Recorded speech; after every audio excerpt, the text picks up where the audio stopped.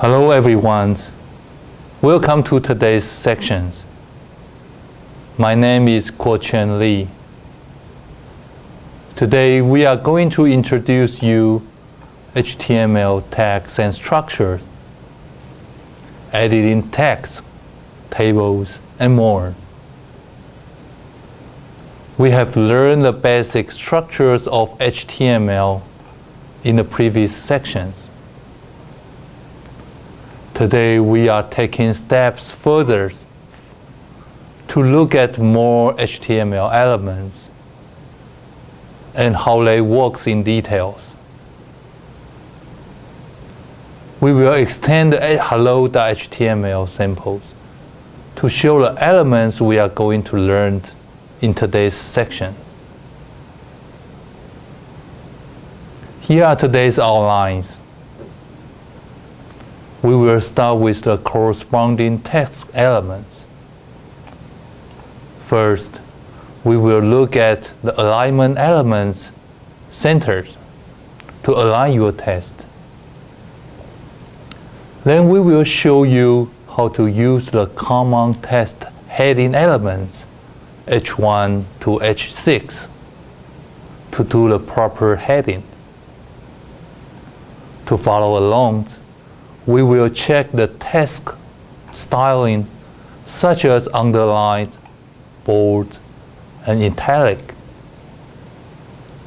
To link to the other page, we will introduce you the A elements and its attributes.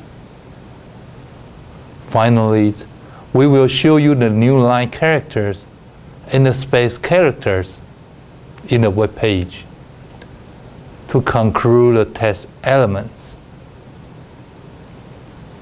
As to the image, we will show you the image elements and its attributes. We also will guide you to complete some examples to know the image elements better. The other common elements we use a lot is the table elements and its relating elements, such as tr, th, and td. And we will show you from the scratch how to create a table using these elements and how to handle them with different attributes. To conclude today's sections, we will show you how to set the horizontal rulers using HR elements to add the copyright information about your web page. And first elements we are going to look at is the center elements. You can center text and images and other visual elements with the center elements. Check out our first HTML code. The string text is wrapped by the center elements, which means inside the center sections, all the elements are supposed to align center as shown in the slide. However, in HTML 4.01, the center elements has been deprecated, which means the W3Cs are now discourage web developers to use it formatting your web page. Instead, positioning, color, alignments are proposed to be done in cascading style sheets, which we will talk about that in the later sections. And it is still good to know and use the center elements since its simplicity and intuition. HTML provides several of heading elements to choose from, including H1 to H6 elements. And these elements set the text in a large bold form for headings. Check the code in the slides. We use H1 heading to wrap the text strings. As shown in the slide, you can see the difference from the previous page. Use HTML headings for headings only. Don't use headings to make text big or bold.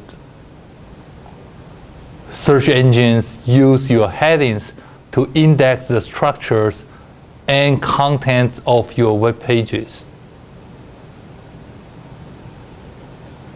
Since users may scan your pages by its headings, it is important to use headings to show the document structures. H1 headings should be used as main headings, followed by H2 headings, then the less important H3 headings, and so on. The H1 headings is the largest and the H6 is the smallest. For our regular document editing, we usually need to set our text bold, underlined, and italic. HTML of course also provides us this kind of format elements. The elements U for underlined, B for bold, and I for italic. The example shows 3 different elements that take different effects for the text format. However, in HTML 4.01, the U element is deprecated. The U element is redefined in HTML5, and it represents some text that should be different from normal text, such as misspelled words or proper nouns in Chinese.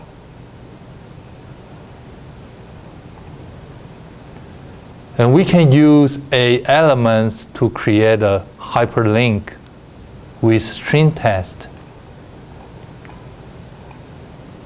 The most important attributes of the A elements is the href attribute, which indicates the link's destinations. When used to set a bookmark, you must define an ID or name to it, so you are able to point to it in other instances. The ID must be unique and follow the rules described for the name attribute. By default, links will appear as follows in all browsers. An unvisited link is underlined and blurred. A visited link is underlined and purple. An active link is underlined and red. In our examples, we create a link to the Google website by wrapping the text link to Google with an A element. And the href attribute specifies the Google's URL of the page the link goes to.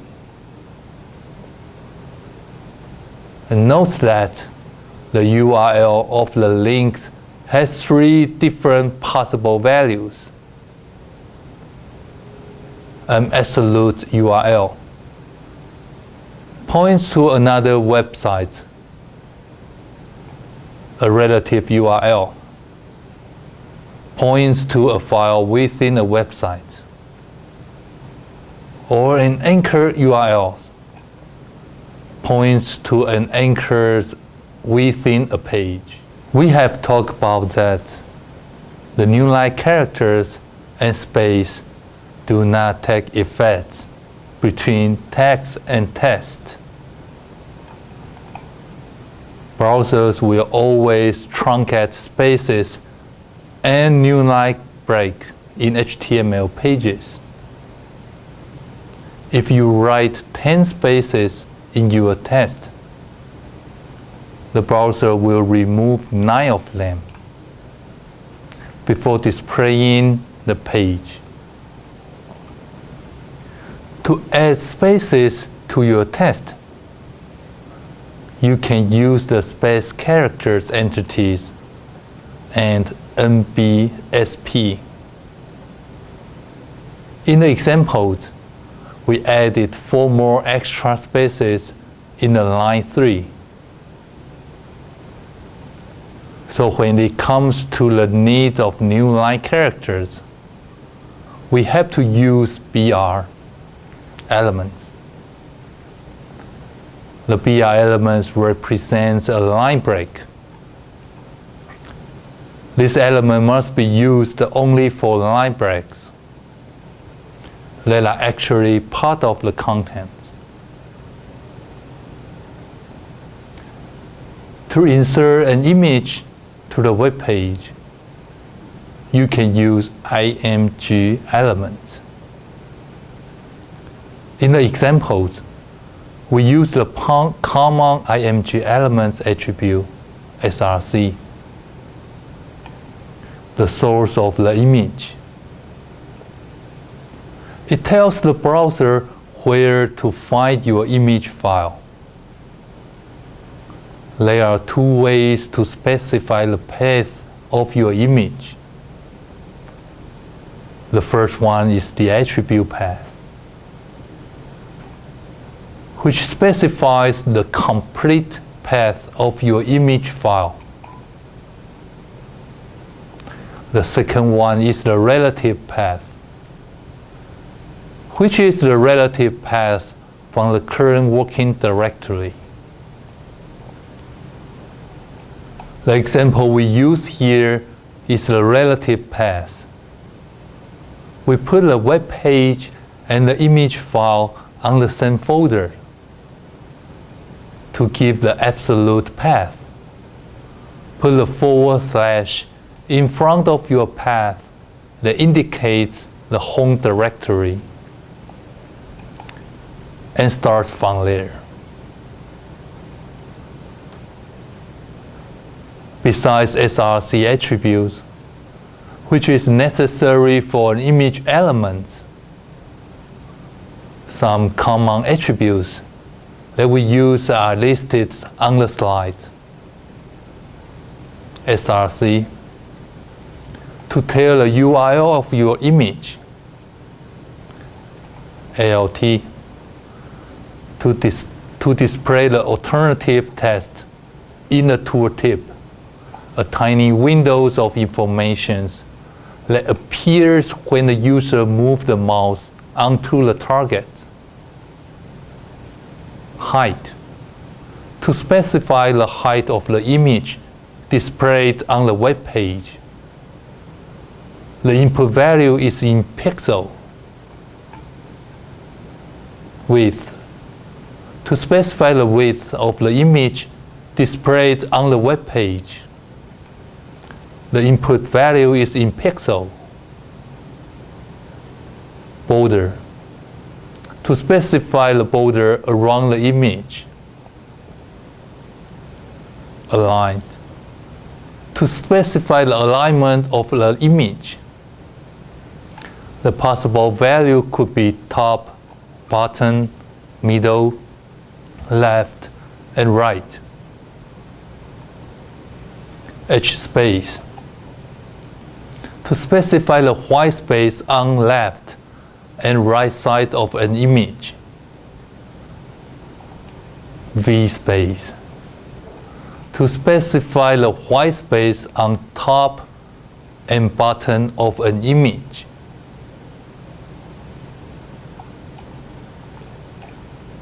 Here we look at the previous example again. Now we add some attributes values and check the effect.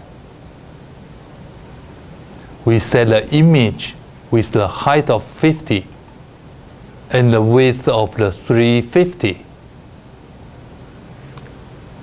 The alignment of the image is set to the left,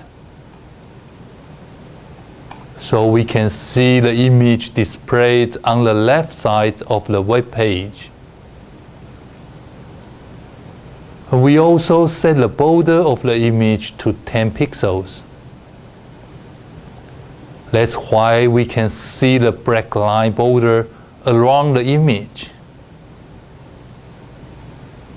Note that all the attributes are optional except for the src attribute.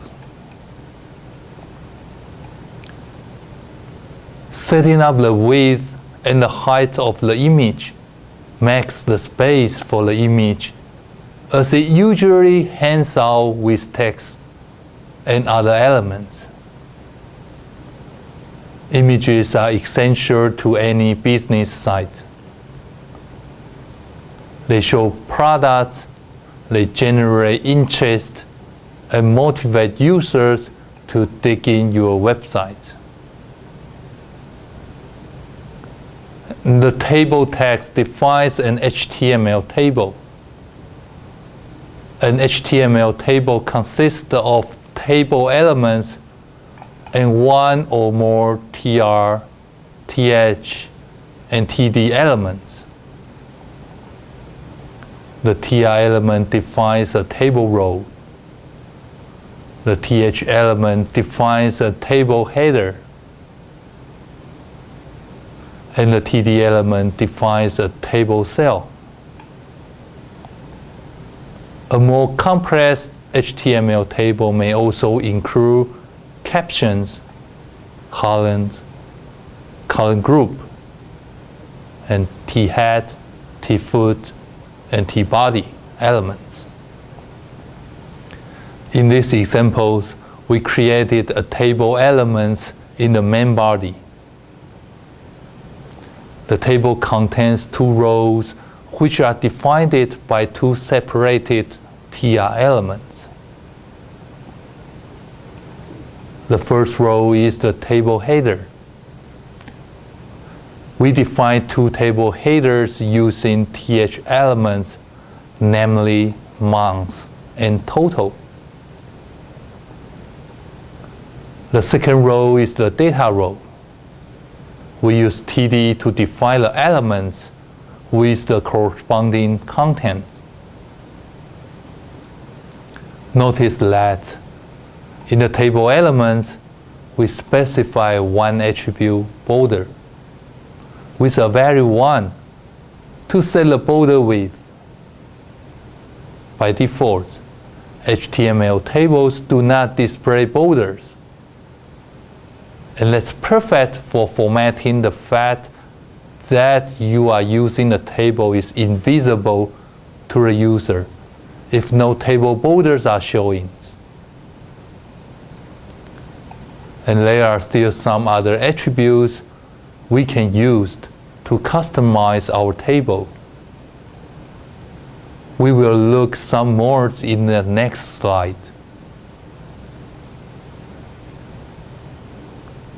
The background specifies the URL of a background image to be used as a background for the tables. All cell contents are displayed over this image. Note that if the image is smaller than the tables, it is tiled to fit the tables, set to URL. And BG colored, set the background colors of the table cell. You can override this attribute at the row and the cell level. Set to an RGB triplet color value or a predefined color name. Border. Set the border width. Set to a pixel width. If you set this attribute to 0, no border appears. And border color. Set the external border colors for the entire table. Set to an RGB triplet color value or a predefined color name. And border color dark. Set the color of the lower and right-hand borders of the external border color for the current table.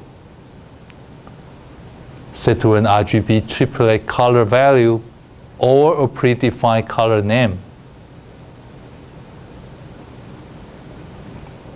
And border color light. Set the color of the upper and left-hand borders of the external border color for the current table. Set to an RGB triplet colored value or a predefined color name. And this border combined with a border color dark can create a frame that looks 3D. And cell paddings. Set the spacing between cell words and cell contents. Set to a pixel size. Cell spacings gives the distance between cells and therefore the width of the dividers between cells. Set to pixel values. Class is the class of the elements used for rendering. Data page size. Set the number of records displayed in a data bound repeated table. Set to a positive number. dir gives the direction of directionally neutral text, the text that doesn't have inherent directions in which you should read it. Possible values, LTR, left to right test or table, or RTL, right to left test or table. Height gives the height of the whole table in pixel. ID is a unique alphanumeric identifier for the tag, which you can use to refer to it in. For example, a script or CSS. Length is a base language used for the tag. Language is a scripting language used for the tag. Style is an inline style indicating how to render the elements. Summaries sets accessibility information for non-visual browsers. Set to a text string providing a summary of the table. Title holds additional information as might be displayed in tooltips for the element. Width sets the width of the table set to a pixel value or a percentage of the displayed area. Add percent sign, percent to such values.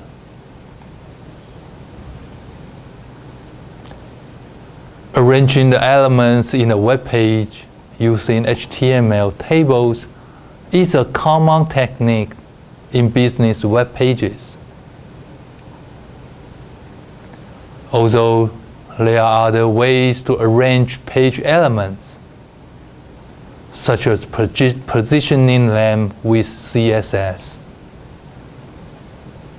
And using tables is by far the easiest and often the most reliable way to position elements. And tables are not broken up if the page is resized, or if the user has a small screen resolutions, as they can be if you only position items with CSS. Since business sites have to function in many different types of browsers, using tables to arrange your elements is a very powerful technique. Also, CSS is sometimes interpreted differently in browsers like Firefox and IE. But tables are not. And therefore, you will often see even the professional sites of large companies using tables to arrange the items in their pages. And the HR elements is used to separate content or define a change in an HTML page. And we can use HR elements to create our copyright information. When creating a business site, it is very important to copyright each page with the copyright symbol. Copyrighting a page actually means inserting a copyright notice. That means you don't have to register the page anywhere. A lot of illicit copywriting occurs on the internet because it is so easy, and you have no legal resource unless your pages are copyrighted. So make sure you do the copyright name. And it takes only a moment and will make potential pirates at least pause. And this is the end of today's section. Thank you.